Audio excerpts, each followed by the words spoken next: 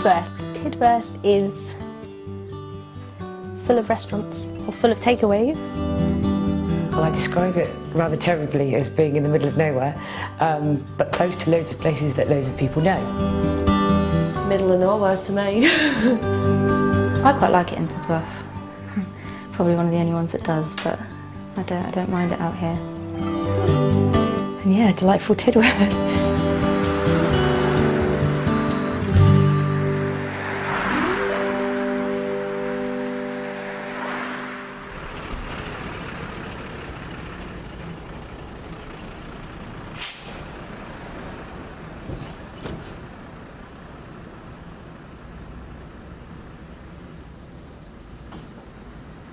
I'm here because I'm married to my husband. We've been together about 7 years now. I'm in Tidworth because my husband's in the army. He's a Royal Engineer. My husband got posted. He's actually posted in Bulford, but because they haven't got any houses there, they've placed us in Tidworth. The first year that I was an army wife was horrible. It wasn't very family orientated. I didn't have children and I worked, so I didn't get to meet many wives. I was very isolated. Quite low, probably one of the lowest points of my life. I'd only been here about a week and we had a few teething problems with the house and it was all quite difficult. And then my neighbour came round and just introduced herself and invited me to absolutely everything. And that was really good because all of a sudden I knew someone. You're all in the same boat, you're all moved about, you don't... I mean, people can walk into a group and they don't know anybody. And that's hard, but a lot of people are open to say, oh, you know, come and sit with us, and it is easy to make friends if you put yourself out there. If you don't, then you've just got no chance. And, you know, you're prepared to follow them wherever, I guess. I don't know, because I thought it would be easy, but my dad didn't go away a lot and Chris has been away a lot. I found it quite difficult, actually. You get married and you do all that. I knew exactly what I was doing. You knew what you were signing on for, yeah. And you've got little ones, it's easier for you because then at least you've gone yeah, because you're going to school, you're going to meet other people. If you don't have kids, I think that's when it's hard. I knew no, like I said, it doesn't matter when you've got kids. Yeah. I didn't really know anything about the army life. I mean, not even when I met Kev, probably, I don't know, a year into our relationship, once we started getting serious. Then I started like going to visit him in Germany and saw a few things and that. But really I didn't know anything till we were married for 6 months. Yeah, I mean he loves the army. I love the army. I think it's brilliant. And it is big around here. Yeah.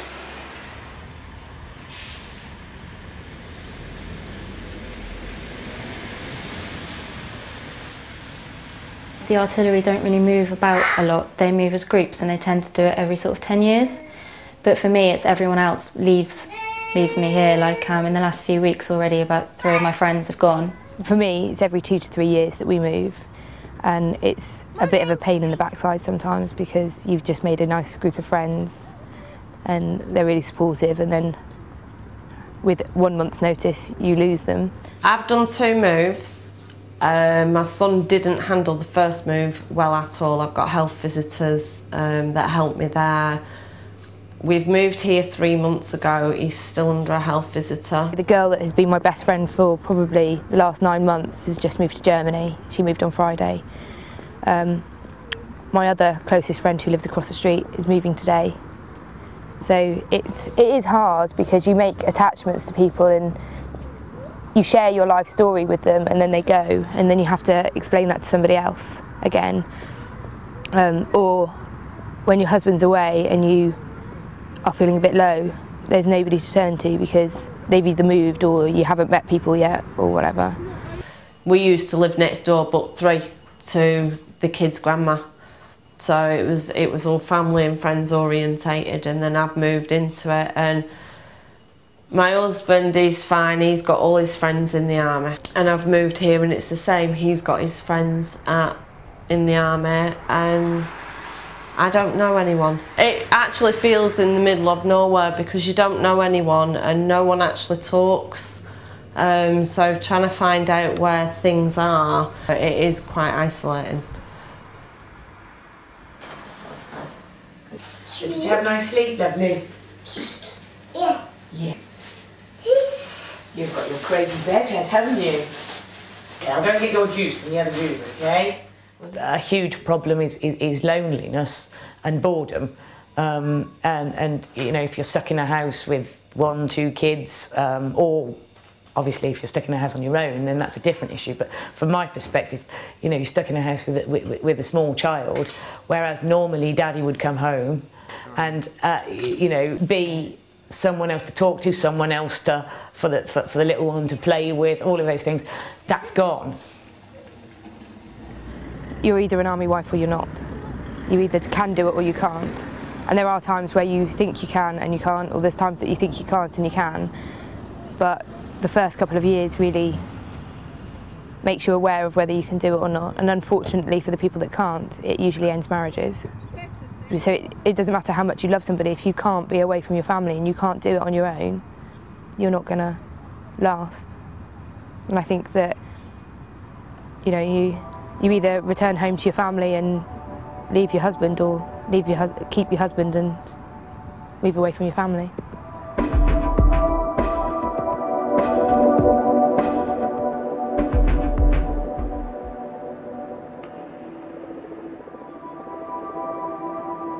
It's not so great because sometimes life's a bit crappy and you want somebody to give you a cuddle and tell you it's okay, and they're not there. It was particularly difficult when I had my son. I had him by caesarean, and Mike was on lots of training to go away, and he couldn't take the time off. He took 2 weeks off, which was his paternity leave. He should have also had 2 weeks Easter leave, but he couldn't because he was training. And I needed looking after for 8 weeks. I couldn't drive, I couldn't, you know, I just had a major operation to have our son, and I had to go home to my family to be looked after, and really that should have been the job of my husband.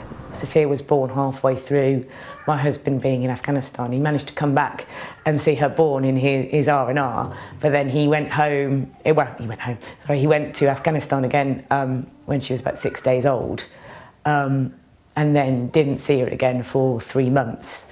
So having a period of time afterwards was invaluable to them actually building a relationship together, because otherwise she wouldn't have really known who Daddy was. I had a baby that ended up on neonatal and I was in hospital on my own for a week.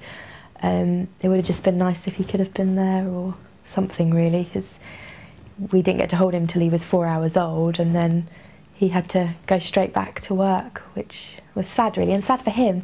I feel sometimes that it's not always paid enough attention to, that they miss out on the first steps, the first word, all the things that I get to do and the nice things I get to do in the week as well. Even if he's at home and he's just at work, he comes home to a crabby baby that just wants to go to bed, really, and I think that's sad. Sure, I'm in. Good girl, that's it. I mean, I've got 3 young children because of the army. As in, I had my first, my husband went away, so we decided we'd have another because he wasn't going away, so he wouldn't miss the bit that he had missed. And then just had Phoebe because we thought we should. because the other 2 were close, then we decided a third should be close as well. So it's worse if they're on tour.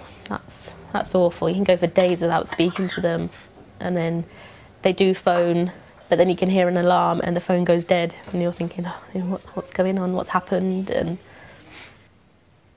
then, you know, it take 2 days for them to ring back to say, oh, sorry, the phones went dead or something, and I mean, that's hard. Where's Daddy going next year? Do you know where he is? Should we point? Point. He's going there, that's right. Far away. Yeah. But he always comes back, doesn't he? Yeah. Bye. Yes, that's what we do. We say bye. And then a few months later we say hello. Do you want to get down? Sometimes they're on, you know, communications lockdown, so you'll be hoping for a phone call, and then 4 days will go by and you won't hear anything. And you deal with that by knowing that if anything bad had happened, you would know. So the fact that you haven't heard anything is actually good news. The most I can do is just as many phone calls as we can do, as many letters as we can do, get the pictures back out, and that is all I can do. just write lots of letters and send lots of parcels, and you know, if you get the phone calls then you're lucky, and yeah, you just have to kind of hope that they know what they're doing and they've been trained well enough and they're with a close enough team to know that they're going to come home and it'll be all right. Oh, brilliant. I mean, you do worry, and especially if you hear on the news that someone's died, and if they're from the same regiment, or you know that person, or you know the wife, or I mean, you don't even have to know that person, and someone could just say, oh, she lost her husband, and then you're instantly like, oh, that can happen to anybody. I suppose you just have to think positively rather than negatively, and think that they are going to come home in one piece. Try not to watch the news too much as well, because every time you hear that someone else has died, it does kind of make you think a bit, like, pulls at the heartstrings, I think. So it is worrying, but you just have to try and put it to the back of your mind, otherwise, I don't know, you wouldn't really get through the 6 months while they're away. Because you can't just sort of pick up the phone and ask them if they're all right. They can only talk to you sort of when they're in a place that's got connections, like internet or telephone connections. Obviously I miss him, but I don't really think about missing him. It's, oh God, I've got to do this, or I've got to bath the babies every night by myself, and I've got to cope with the kids by myself, and I think that's the tough bit. And obviously you do miss them, and then they phone and say, oh, how are the kids?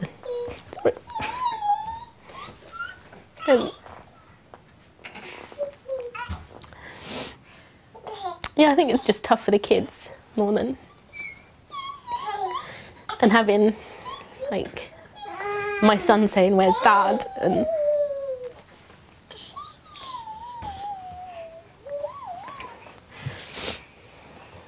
yeah, that's the hardest bit. But she constantly cries for her dad. She will be absolutely fine, she'll be playing, she'll be drawing, and then the next minute she'll come up for a cuddle and she'll just burst into tears and say she misses her dad.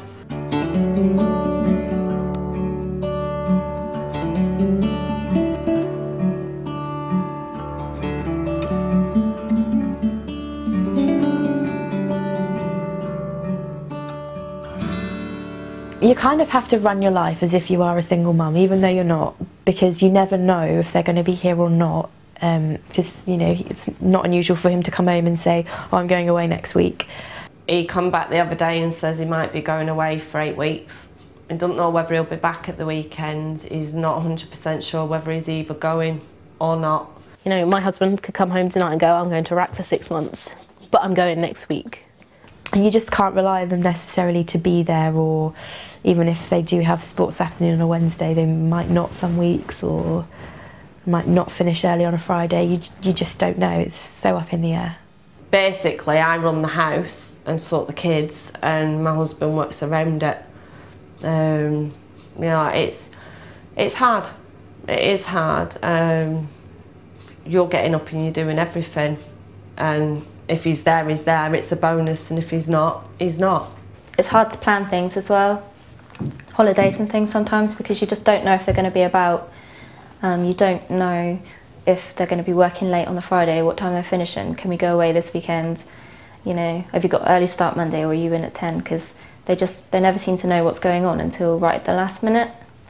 You just get set in your own routine, so when they're away, and life continues. You can't put everything on hold, and I don't think my son would understand that, so you can't mope around and not be happy and do the things that you want to do because they might be having a rough time out there. You just have to get on.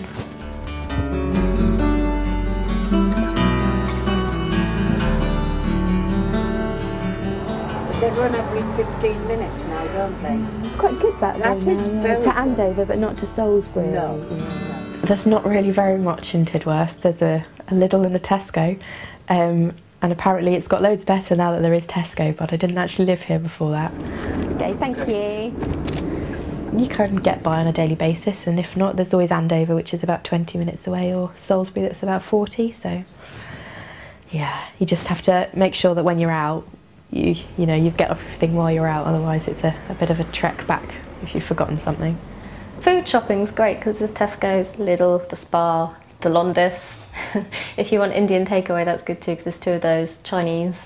There's all that sort of stuff. Lots of hairdressers and a bank, but sort of it's not really a place you'd go sort of shopping if you wanted clothes and stuff like that. In Perham Down, I feel sorry for the people that don't drive. There is a bus service, but every time I've tried to use it, I've either just missed it or it hasn't turned up. It is quite an expensive bus ride. It's well over £5. I think it's about £5.70 return, something like that. So I only tend to do it once a week, really, rather than 2 or 3 times. But then because of the length of the journey and the length of the journey back again, it's trying to coordinate it around, you know, nap times and feed times and things like that. So yeah, that's probably another reason why I do only do it once a week. I don't know how people do it when they don't drive. I'm quite lucky because I do drive, but I wouldn't know what you'd do if you didn't. I think it would be hard work and stuff. Before we got the second car, I felt quite trapped here and unable to go and do the kind of shopping that we needed until my husband came home from work, and he was never home in time for when the shops were open, so we could only do it at weekends, which was busy, and when you've got a baby, that's difficult. So, you know, when we got the second car, we were then a lot freer to do more shopping at the times that sort of suits a mum and a child, basically. And I don't know what it must be like for people who don't drive at all. That must be incredibly hard. I don't drive, so when he goes away, I'm completely isolated. Started my driving lessons here, but then my husband went away, so I had to finish my driving lessons. I have no transport.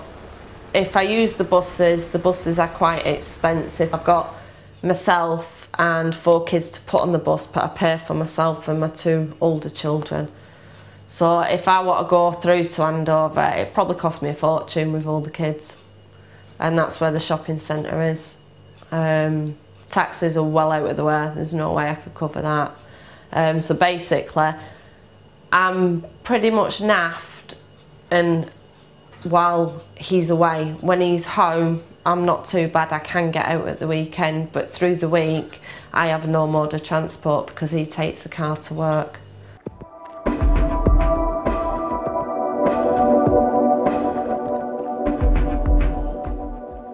There is a Sure Start centre here, and there's also an NSPCC centre here, and then obviously there's the things that the Army does as well, so there's quite a lot of options. We tend to do something every day of the week with a group. There is quite a bit to do. Sometimes I don't think the advertising's very good though, because you don't always know what's going on. You can kind of hear about it and think, oh, it's been going on for months and I didn't know. At the other camp I was on, I was able to get a full list of everything that they did. I've received nothing at all. I went in and asked, is there anything that's going on in the area for the older kids, because they're used to going out and doing things, and there's not that much unless you've got enough money, because the leisure centre's expensive. If you haven't got transport, there's nothing you can get to. There's literally, all you've got is the Ordnance House that have got the youth centres for the kids. That's it. That's all I've found. Obviously the leisure centre, I think they provide quite a lot, sort of, because they've got the community room, and obviously Joyce runs Cheeky Monkeys. I know the government, they run a few groups at the Windmill Hill Centre as well, and actually a group at the school on this estate. There is loads to do. There is loads, and you've got loads of play schools and everything. We've got the leisure centre for swimming, and I mean, there is a lot for a tiny town. There is a lot here. There's the leisure centre, there's the children's centre. Hopefully there'll be more sessions put on specifically with us in mind. In terms of other stuff, there isn't a sort of place to go. There isn't a coffee shop or, you know, anything like that where people would go and just meet ad hoc. You know, if you're not going to a group and you're not going to an activity, you go to each other's houses because there isn't really anywhere else to go. The Ram isn't somewhere I'd really want to go with kids, to be honest. It's got that reputation of being full of squaddies, and it is. But there's the Legion as well, but that's about it really. The Legion does do a bit, but it's not 100% child friendly inside though. because they do have signs up everywhere saying don't let your children run around and stuff, which is quite difficult when you've got young children. They're not just going to want to sit still at the table while you sort of have a gossip and stuff. It'd be nice to just go and sit somewhere that's neutral. All the kids play, or if you haven't got kids there, it doesn't really matter, but just have a brew with someone and say hello. One of the good things about Tidworth, you know, we're not short of beautiful open spaces. My girls go over to the park just across the road, and there's a park just a bit further up, but that needs work doing to it. Apparently there's something broke on it. A lot of them are not used very well and they get broken, and I mean that's a pain. And you can't take the kids because the swings have been wrapped around 100 times, and they've had to fence quite a few of them off because of safety issues, I guess. So there is one, you know, 3 houses away, but it's not one that I'd take my son to, just because it's mainly full of teenagers at night and they've curled the swings up and there's broken glass, and that's not somewhere I want him to get down and walk around. There's glass everywhere. The play school my kids go to had to change which end they took the kids in because there was so much glass. And I mean that's wrong, and I mean I don't know if there is anything being done about it, but there really does need to be, because it's just dangerous. There's glass everywhere. Everywhere you turn there's a smashed bottle, and I mean it's terrible that they're doing it in parks anyway. And I think maybe they need to have a few more police about or something to stop children breaking glasses, and you know, or a good clean-up operation at least once a week, you know, because I mean it's dangerous. It's just not, it's not good. It's not good for the kids.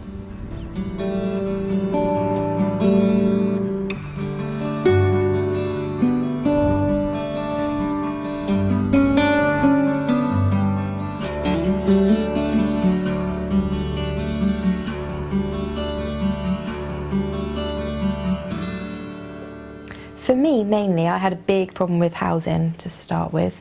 I was in a flat, and my airing cupboard was in my bathroom, and the ceiling fell through 3 times, and I was told I had a hole in the roof outside, and then it was the water tank. There was all sorts of issues until the end.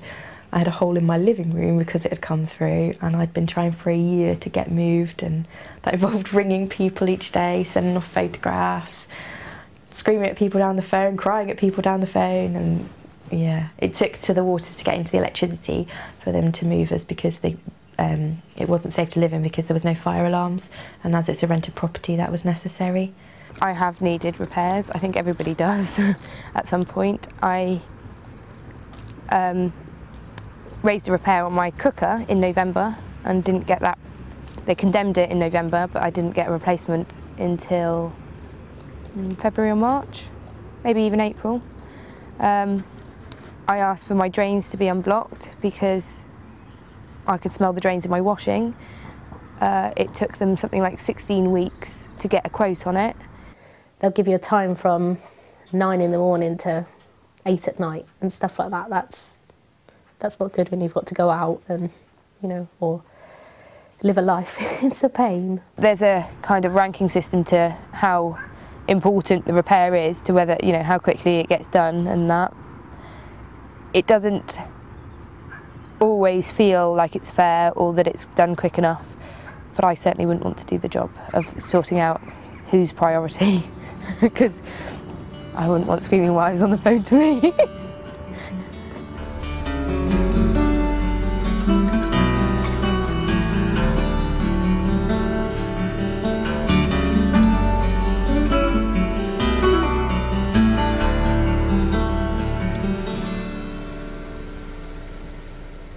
I don't really know much about the Army welfare. I've not had much to do with them, not really. I mean, they put on some good dues and stuff, and you know, they run groups and stuff, so you do go and meet other people, and but no, I've not really heard anything from mine. You're supposed to move into the houses with a welcome pack. I haven't had one. I don't know any numbers of where my husband works. I don't know I didn't know any numbers from the dentist, the doctors, any of that I didn't know because I didn't have a welcome pack, and I still haven't received a welcome pack. Basically they ask for ideas, they come up with own ideas and ask us what we think of them. They try and come along to a couple of the coffee mornings. They do it through the unit welfare officer. I think that's a great idea. I also appreciate that you know they're limited on what they can do though. Nothing they can do can make up for the fact that your husband is away for 3 months at a time. There's a few doctor surgeries. There's obviously the main big one is the army military base one, which does do spouses and children. And then there's also 2 NHS doctors and 2 NHS dentists in Tidworth as well. I think the doctors are brilliant here. But then, I mean, I'm not with the military one. I'm just with the civvy one. And so far they've been really good. So. And the minute I signed up with the doctor, in with the forms, they asked me whether I wanted to sort out for the health visitor. I sorted out with the health visitor, had a letter, and within 4 weeks of having a letter, the health visitor came to the house. The only negative about being registered at the Army Medical Centre is that a lot of the NHS systems doesn't recognise it as a, inverted commas, proper GP. So I get letters quite regularly telling me that I'm not registered with an NHS GP and I should be registered and my child should be registered, and then I ring them up and I say I am registered and here it is. Then 3 months later I get another letter telling me I'm not registered. For the last year there has been 1 health visitor for 250 babies, new babies, so that's not including all the older children that also come under the health visitors' care. And it's pretty stretched, and I think, I don't know, I think sometimes things might get slightly missed that shouldn't.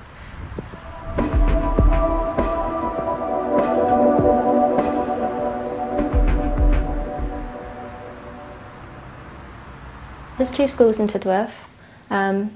Looked at both the Ofsted reports and they're pretty much on a similar sort of par. So yeah, I mean, the schools that are here, they both seem sort of fairly decent enough. There's not enough though. There's not enough preschool places for all the children that are here, for all the regiments that have been recently sent here as well. The school that the kids are in are absolutely fantastic. It is a really good school. They've managed to help both the kids settle in really, really well. They're in Wiltshire. Yeah, they're fantastic up there, absolutely fantastic. When I've rung the Clarendons for my middle daughter getting into school, because they have a waiting list, I was very, very angry because I was told that she was 5th on the list and that she would move up quick. I mean, her name's been down since before September.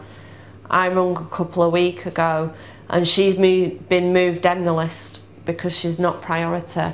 And when I asked what priority was, I wasn't told. I was just told she's not priority.